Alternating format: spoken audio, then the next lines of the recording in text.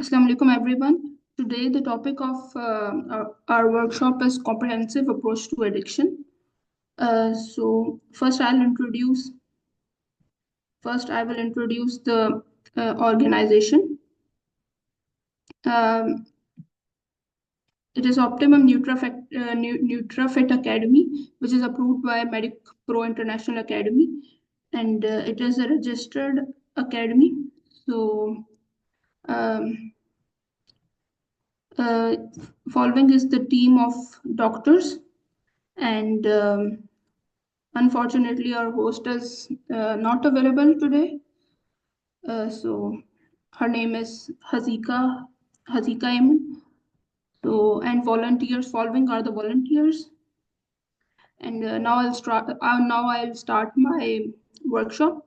Uh, it is comprehensive approach to addiction. So what will we cover today?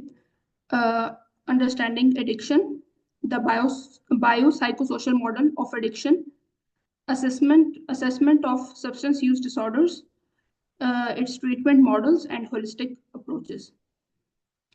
सबसे पहले मैं start करूंगी कि सबसे सबसे बड़ा जो आप लोगों को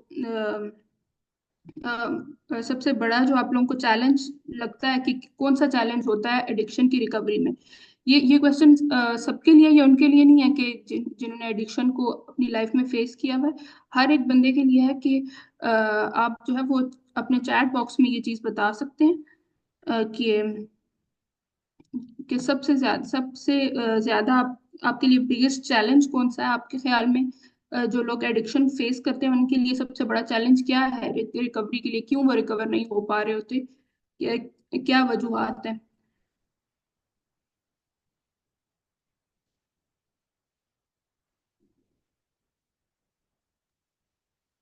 जो ड्रग्स वो यूज कर रहे होते हैं उसको छोड़ने से उनको भी एंजाइटी होने लगती है ना।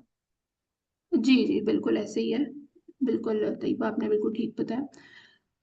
और भी किसी ने आंसर करना है?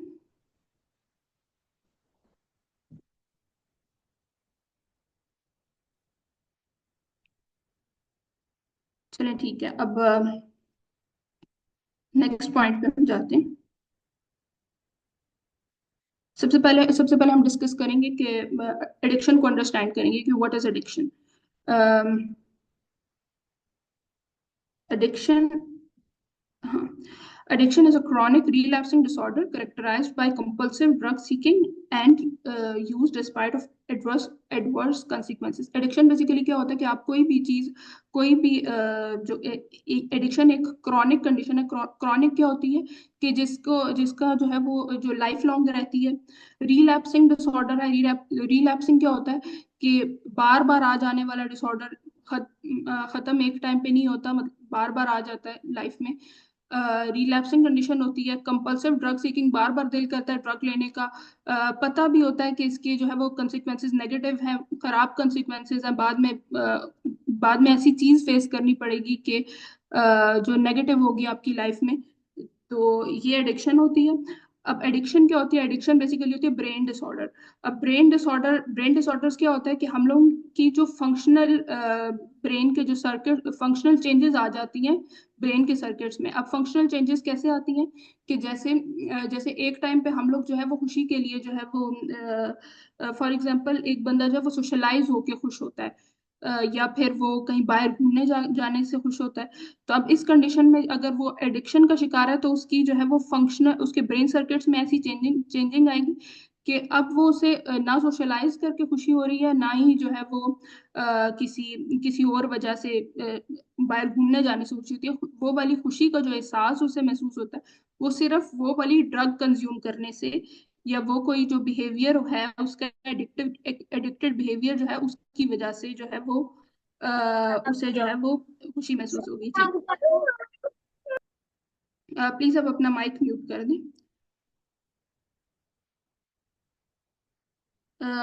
एडिक्शन में जो है वो क्रेविंग्स भी होती हैं। अगर किसी बंदे को एडिक्शन का कोई शिकार हो जाए, क्रेविंग वही चीज बार बार लेने का दिल करेगा। कंट्रोल अपने अपने आप पे कंट्रोल नहीं रहेगा अपनी जात पे। और जो है वो बंदा जो है वो उसको पता है कि इसके नेगेटिव कंसिक्वेंसेस हैं, एडवर्स कंसिक्वेंसेस हैं, लेकिन फिर भी वो ड्रग लेगा। अब दो टाइप्स आती हैं एडिक्शन की, एक होती है सब्सटेंस यूज एडिक्शन जिसे सब्सटेंस यूज डिसऑर्डर भी कहते हैं, और दूसरी होती है behaviour addiction. Substance use addiction जो होती है वही होती है कि आप कोई भी ड्रग ले रहे हैं, जैसे जैसे किसी भी किस्म के स्टिमुलेंट्स ले रहे हैं, जिसमें आइस हो सकता है या फिर कोकेन वगैरह, या हेरोइन टाइप की ड्रग्स हो सकती हैं, ओपियोइड्स, या फिर आप किसी भी तरह की पिल्स ले रहे हैं, मेडिकेशंस जो होती हैं, प्रिस्क्राइब्ड मेडिकेशन की अगर ओवरडोज कर रहे हैं तो वो भी सब्सटेंस यूज एडिक्शन में या सब्सटेंस यूज डिसऑर्डर में आता है। फिर दूसरा पॉइंट आता है बिहेवियर एडिक्शन में। अब बिहेवियर एडिक्शंस वो एडिक्शंस होती हैं जो आपके कोई भी आप बिहेवियर परफॉर्म कर रहे हैं, उसमें जो है वो किसी भी बिहेवियर की आप एडिक्शन करते हैं। फॉर एग्जांपल गेमिंग का कह लें, या गैम्बलिंग हो सकती है एडिक्शन, या फिर मोबाइल फोन एडिक्शन भी आप उसमें शुमार कर सकते हैं।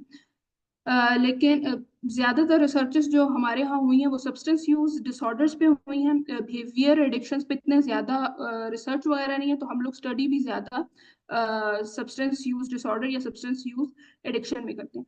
और एक और मैं चीज कुछ मैं बताना पूछना चाहूंगी कि चाहती हूँ।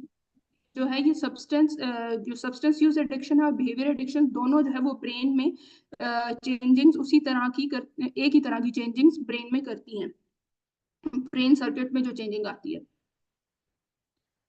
फिर अगला पॉइंट आता है brain disease versus behaviour disorder. अब कुछ लोग कहते हैं कि जो है वो जो सब्सटेंस यूज डिसऑर्डर है या फिर सब्सटेंस एडिक्शन कहते हैं जिसे, वो जो है या वो ब्रेन डिजीज है या फिर बिहेवियरल डिसऑर्डर है।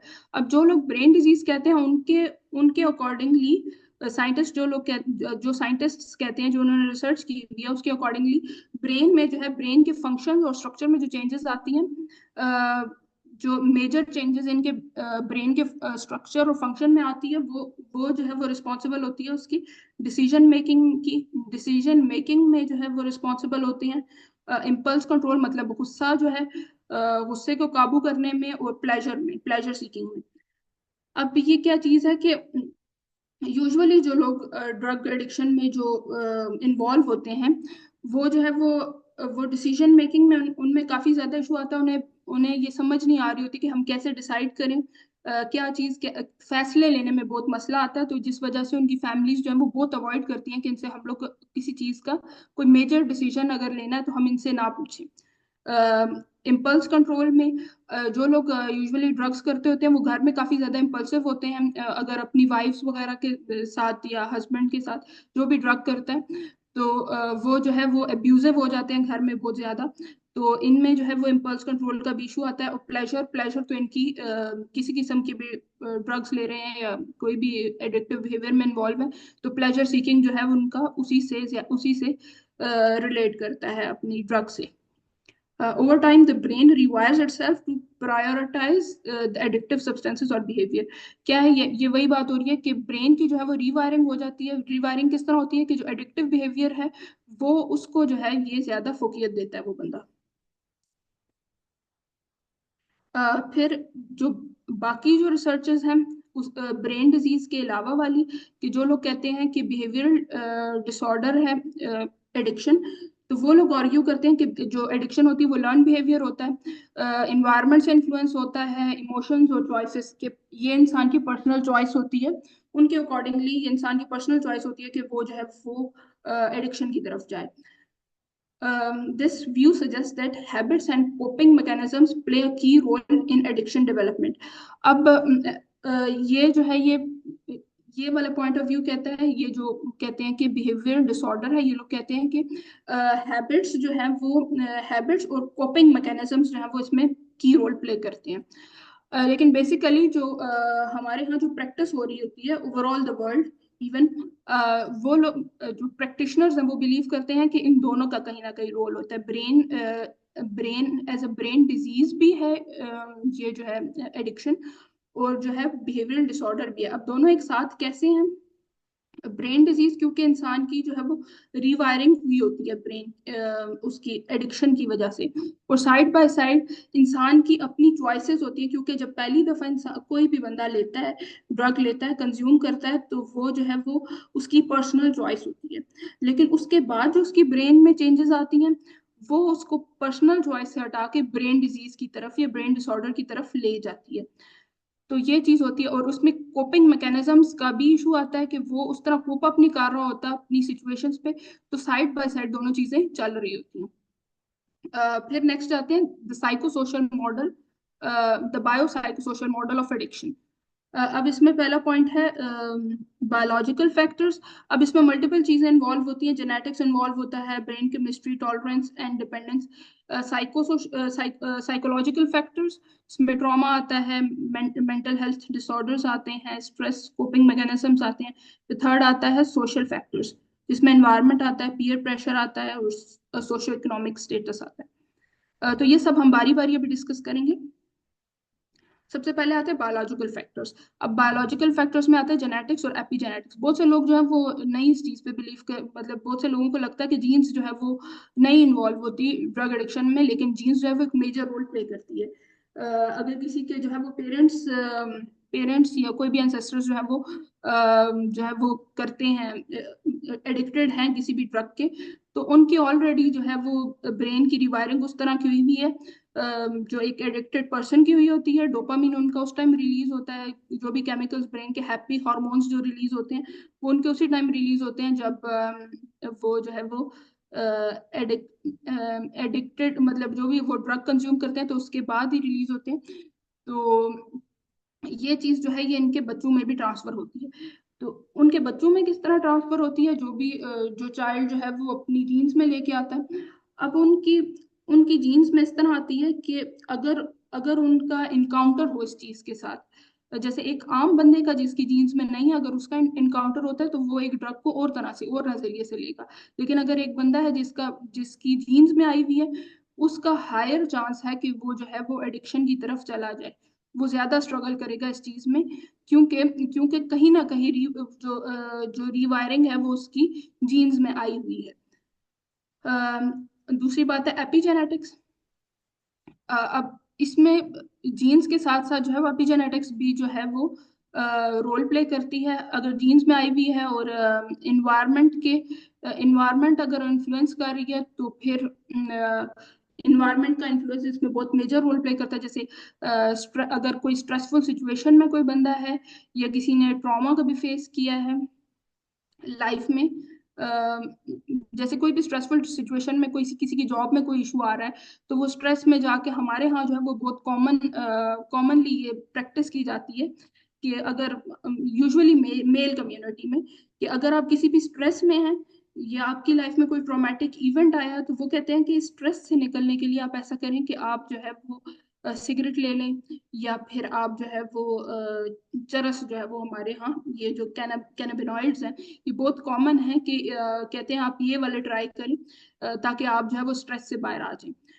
तो ये चीज अगर एक बंदे की जीन्स में ये चीज है और आगे उसका इस तरह का उसके एनवायरनमेंट का भी इन्फ्लुएंस आ रहा है, तो तो फिर उसके एडिक्टेड होना बहुत इजीली वो एडिक्ट हो जाता है। फिर अगली चीज आती है ब्रेन केमिस्ट्री। सबसे पहले बात आती है ब्रेन रिवॉर्ड सिस्टम। अब ब्रेन रिवॉर्ड सिस्टम क्या होता है कि ब्रेन में जो है वो बिल्ट इन रिवॉर्ड सिस्टम होता है। इसमें क्या क्या होता है, brain built in reward system क्या होता है, इंसान को हेल्प करता है सर्वाइवल में। अब सर्वाइवल में किस तरह कि जब भी हम लोग कोई चीज जो है वो जब भी हम कोई चीज इंजॉय करते हैं, जैसे हम फॉर एग्जांपल बाहर किसी रेस्टोरेंट में खाना खा के आ गए हैं, या कोई हमारा कोई फेवरेट खाना पका हुआ है घर में, या फिर हम लोग किसी अपने लव्ड वन के साथ टाइम गुजार रहे हैं, या एक्सरसाइज कर रहे हैं, कोई भी ऐसा इवेंट है जिसमें हम बहुत ज्यादा इंजॉय कर रहे हैं, तो हमारा ब्रेन एक केमिकल रिलीज करता है, उसे कहते हैं डोपामीन। अब डोपामीन जो है वो आप अगर सोचें कि डोपामीन जब भी आपको अच्छा महसूस होता है, तो ये जो है ये मैसेज रिलीज करता है कि like this is enjoyable, let's do it again, कि हमें ये चीज बार बार करनी चाहिए। कोई चीज इंजॉयबल है तो हमें वो दोबारा करनी चाहिए। फॉर एग्जाम्पल, अगर हम ड्रग की ना भी बात करें, अगर हम बात करें कि आपको किसी जगह के डोनट्स पसंद आ गए, तो आपका ब्रेन जो है वो केमिकल रिलीज करेगा डोपामीन का, और आपको कहेगा कि उसकी क्रेविंग होनी एक तरह से स्टार्ट हो जाती है कि हमें जो है वो दोबारा भी यही डोनट दोबारा खाना है। तो इस तरह ये नॉर्मली वर्क करता है ब्रेन का रिवॉर्ड सिस्टम। अब अब how how drugs and addictive behaviours hijack the brain. अब इसको हाईजैक ये कैसे करते हैं? हाईजैक कैसे होता है कि जैसे हम लोग कोई ऐसे सब्सटेंसेस लेते हैं, लाइक अल्कोहल, निकोटीन, या फिर कोई और ड्रग्स ले रहे हैं, तो वो हमारे ब्रेन को ट्रिक करता है। ट्रिक कैसे करता है? बाय रिलीजिंग मोर डोपामीन।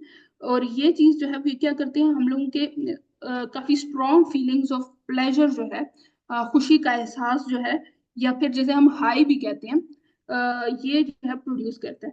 अब जैसे डिफरेंट केमिकल्स होते हैं, जिस डिफरेंट न्यूरो ट्रांसमीटर्स कह दें, या डिफरेंट केमिकल्स ब्रेन के जो होते हैं, जो रिलीज होते हैं, जैसे फॉर एग्जांपल अगर आप स्टिमुलेंट्स लेते हैं, स्टिमुलेंट्स जिसमें कोकेन आ सकती है, या मैथ एम्फेटामीन जिसे हम आइस कहते हैं, या किसी और टाइप का जो है वो स्टिमुलेंट लेते हैं, तो वो क्या करता है कि ब्रेन में से बहुत ज्यादा जो है वो मिकदार में जो है वो डोपामीन रिलीज करता है। और जिससे क्या होता है कि इंटेंस एनर्जी इंसान में डेवलप हो जाती है। और यूफोरिया की फीलिंग, मतलब एक्सट्रीम हैप्पीनेस की फीलिंग जो है वो प्रोड्यूस करता है। यूजुअली जो लोग आइस कर रहे होते हैं, अगर आपका कभी इंटरेक्शन हुआ हो, तो वो बताते हैं कि जब हम आइस ले लेते हैं तो हमें ऐसा लगता है कि हम दुनिया में कोई भी काम कर सकते हैं। कोई भी काम हमारे लिए मुश्किल नहीं है। लेकिन जैसे ही उसका जो है वो असर खत्म होने लगता है, तो फिर जो है वो वापस वो पहले से भी कई गुना ज्यादा वीक हो जाते हैं। फिर अगली बात आती है ओपियोइड्स की। अब ओपियोइड्स जैसे हीरोइन हो गया, या फिर जो ये पेन किलर्स होते हैं, पेन किलर्स ये जो है ये अभी और तरह का न्यूरो ट्रांसमीटर है, जिसे हम लोग कहते, जिसे गाबा भी इसमें रोल प्ले करता है, और दूसरा ग्लूटामेट भी इसमें रोल प्ले करता है।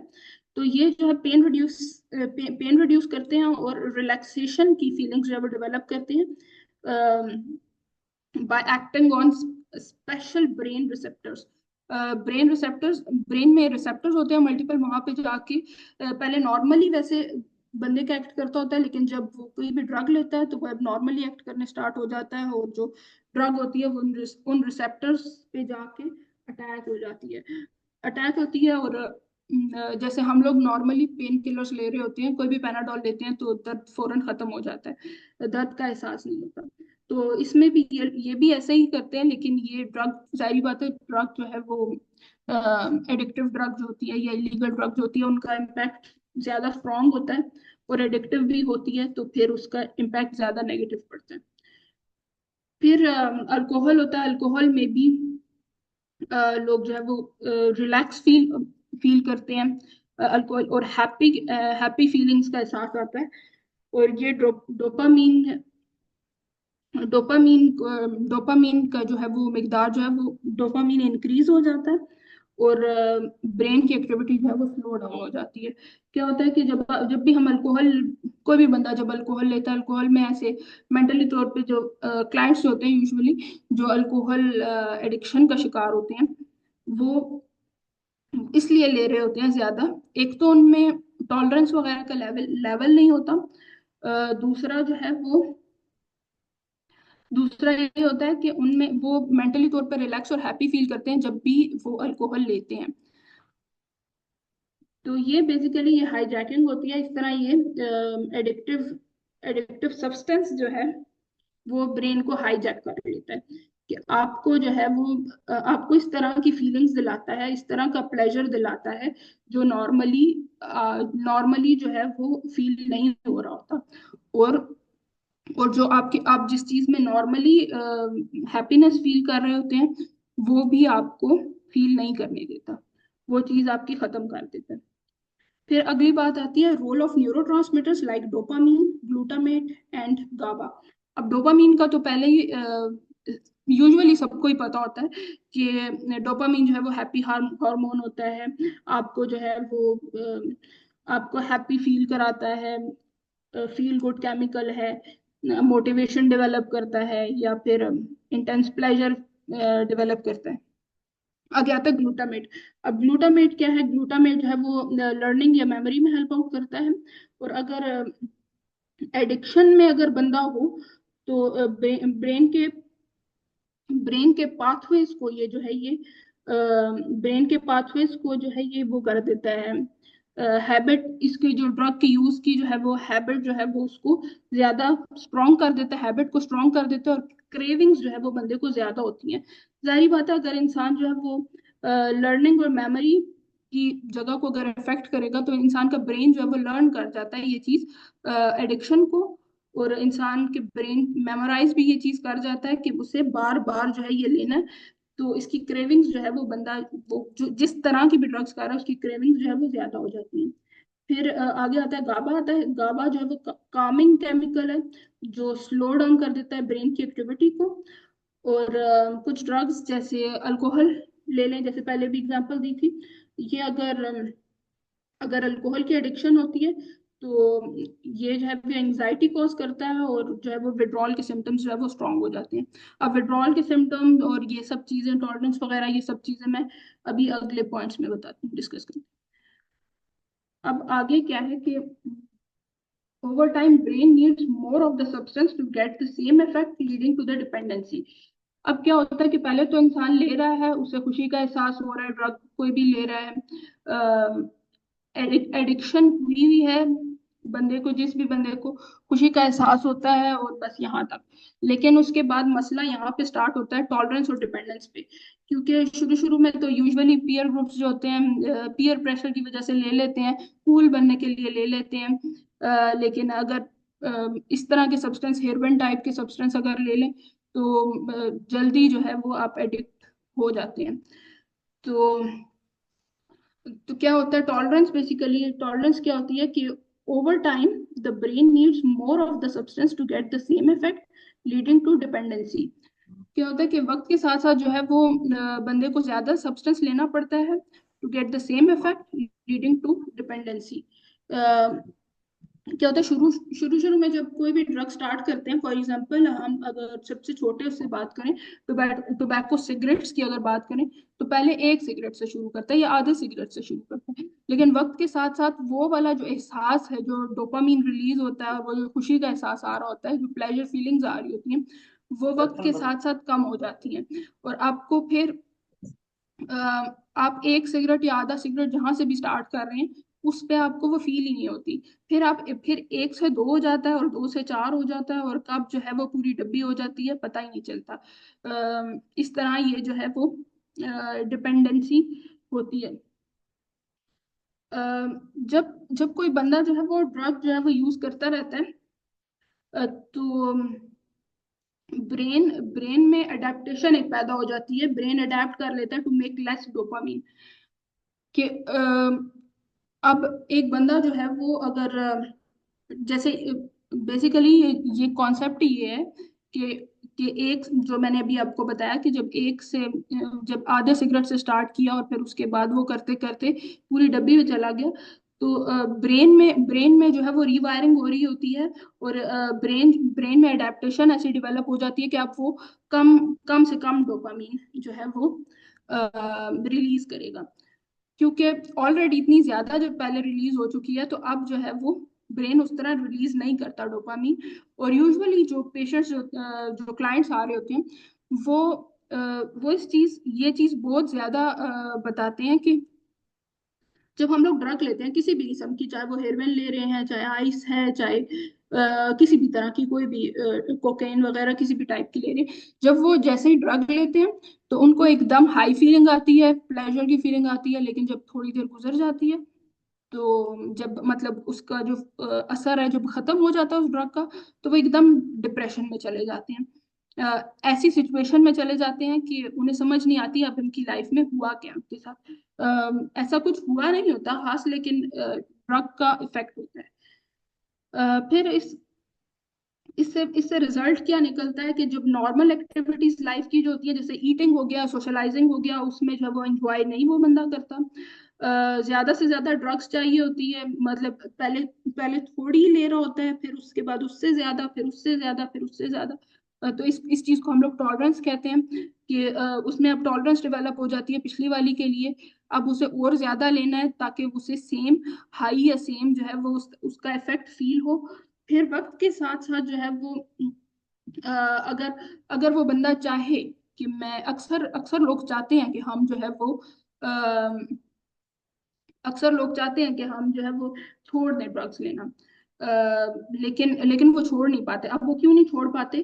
क्योंकि उनमें जो है वो विड्रॉल्स आने स्टार्ट हो जाते हैं। विड्रॉल क्या होता है कि अगर वो ड्रग ना लें कुछ टाइम के लिए, तो वो बीमार होने स्टार्ट हो जाते हैं। बीमारी में क्या कि उनका उन एंशियस ज्यादा होने स्टार्ट हो जाएंगे, या फिर डिप्रेस्ड ज्यादा होने स्टार्ट हो जाएंगे। या इसके अलावा बॉडी बॉडी साइंस भी जो है वो डिफरेंट फिजिकल फिजिकल सिम्टम्स भी शो करती है उनकी बॉडी। तो इसको कहते हैं विड्रॉल्स। तो विड्रॉल्स जो है वो पर्सन शो करने स्टार्ट कर देते, विड्रॉल सिम्टम्स शो करने स्टार्ट कर देते हैं। अब जो ये ब्रेन रीवायरिंग हो रही होती है वक्त के साथ साथ, अब रीवायरिंग में क्या होता है कि रीवायरिंग इस तरह की होती है कि अगर बंदा जो है वो एक तो बंदे का फोकस पूरा यही होता है कि ड्रग हासिल कैसे करे, वो सब्सटेंस जो है वो हासिल कैसे करे। और दूसरी ये चीज होती है कि अगर बंदा चाहे भी कि मैं जो हूँ वो छोड़ दूँ ये ड्रग, तो उसका क्या होता है, ब्रेन वापस बार बार पुश करता है कि तुमने लेनी ही लेनी है। अब पुश कैसे करता है?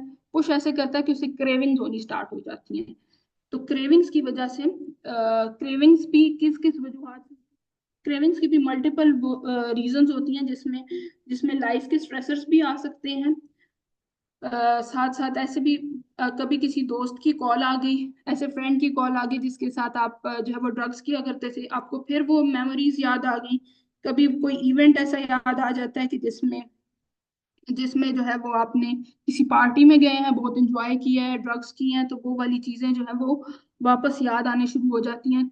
तो वो जब याद आती हैं तो दिल करता है दोबारा वही वही वक्त वापस आ जाए, तो फिर दोबारा जो है वो ड्रग्स लेता है। फिर आगे आते हैं साइकोलॉजिकल एस्पेक्ट। अब साइकोलॉजिकल एस्पेक्ट क्या है इसमें? सबसे पहले जो है वो ट्रॉमा आ जाता है। मेंटल हेल्थ बेसिकली कैसे इफेक्ट करती है एडिक्शन को? तो सबसे पहले आ जाता है ट्रॉमा। अब ट्रॉमा क्या है? ज्यादातर यूजुअली मैंने देखा है अपने पास्ट एक्सपीरियंस में कि जितने भी लोग जो हैं वो एडिक्शन के शिकार होते हैं, ज्यादातर चाइल्डहुड एब्यूज उनका लाइफ में हुआ ही हुआ होता है। कुछ ना कुछ उनकी लाइफ में ऐसे चल रहा होता है। और इवन मैंने मोस्ट ऑफ द केसेस में देखा है कि जो ये चाइल्डहुड अब्यूज का शिकार होते हैं, यूजुअली अब्यूजर्स जो होते हैं, या तो वो मदरसे वगैरह के उनके जो वो होते हैं, कारी साहब कह रहे हैं जो भी वो होते हैं, या फिर उनके जो घर के ड्राइवर्स होते हैं या वर्कर्स घर के होते हैं, वो जो है वो इस चीज में इन्वॉल्व रहते हैं। फिर पहली चीज आ गई चाइल्डहुड एब्यूज। उनकी लाइफ का अक्सर औकात ये ट्रॉमेटिक इवेंट ये होता है।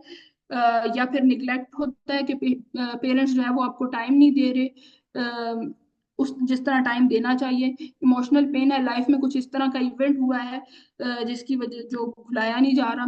तो ये जो है ये चीजें इन सब के लिए, इनको कोप अप करने के लिए जो है वो ड्रग्स लेते हैं अक्सर लोग।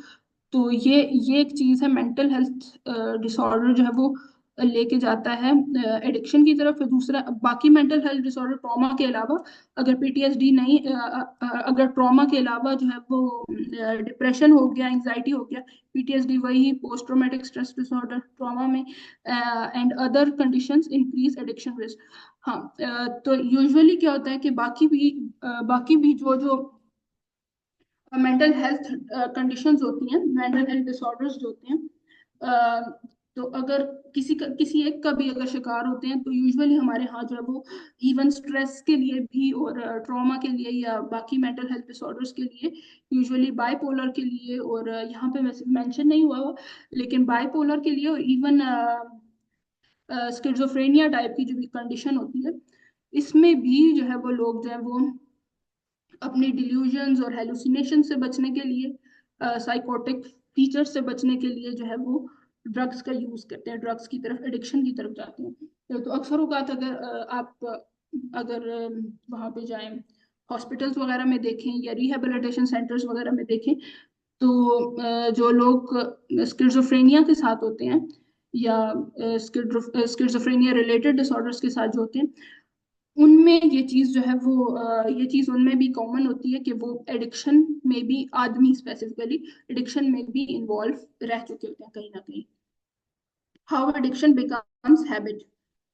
The brain associates certain places, peoples, or emotions with drug use. This is called behavioral conditioning.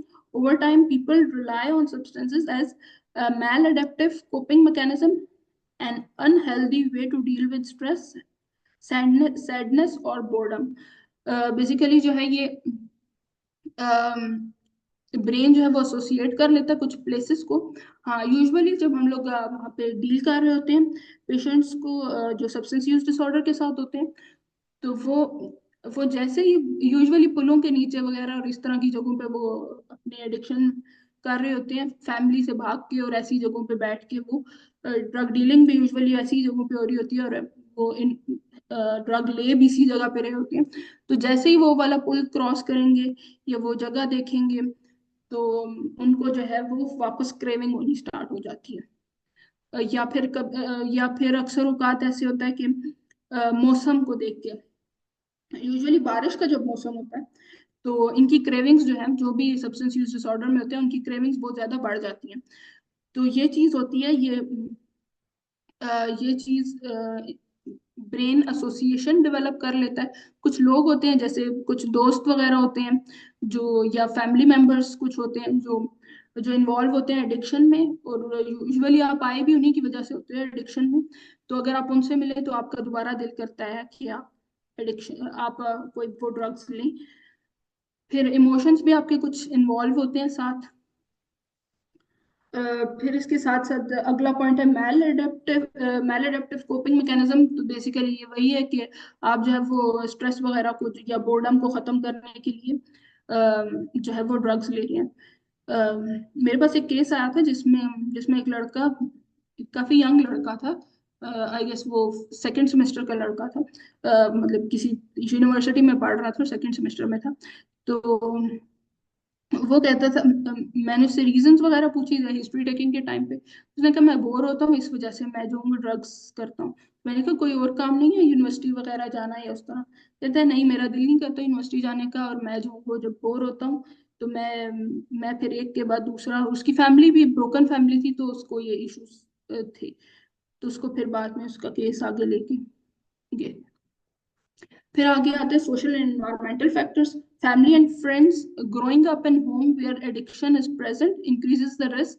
Peer pressure can also encourage substance use. वही बात है कि जहाँ पे जिस फैमिली में जो है वो एडिक्शन, जिस फैमिली में एडिक्शन ऑलरेडी हो, तो वो जो है वो चांसेस ज्यादा होते हैं, जैसे जो बच्चे अपने पेरेंट्स वगैरह को करते हुए देखते हैं कि कोई भी ड्रग, तो वो जो है वो उनमें ज्यादा इंटरेस्ट डेवलप होता है कि हमें भी एडिक्शन करनी चाहिए। पीयर प्रेशर होता है आजकल जो है, जैसे टीनेजर्स हैं, स्कूल कॉलेज गोइंग बच्चे जो हैं, वो जो है वो यूजुअली इस चीज को वो हमारे यहाँ ये बहुत कल्चर, आजकल वेपिंग का कल्चर चल रहा है, तो बहुत ज्यादा पीयर प्रेशर होता है कि तुम भी ट्राई करोगे, हम भी करेंगे, और इस तरह डिफरेंट। फिर अगला आता है सोशो इकोनॉमिक फैक्टर्स। पॉवर्टी, गरीब लोग जो होते हैं उनमें ज्यादा ज्यादा जो है वो कॉमनली प्रैक्टिस की जाती है एडिक्शन को।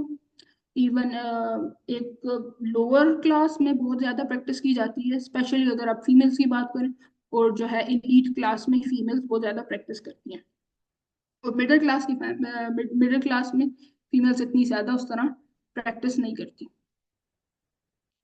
मेरे ख्याल से हमें अब दोबारा लिंक जो है वो ज्वाइन करना पड़ेगा।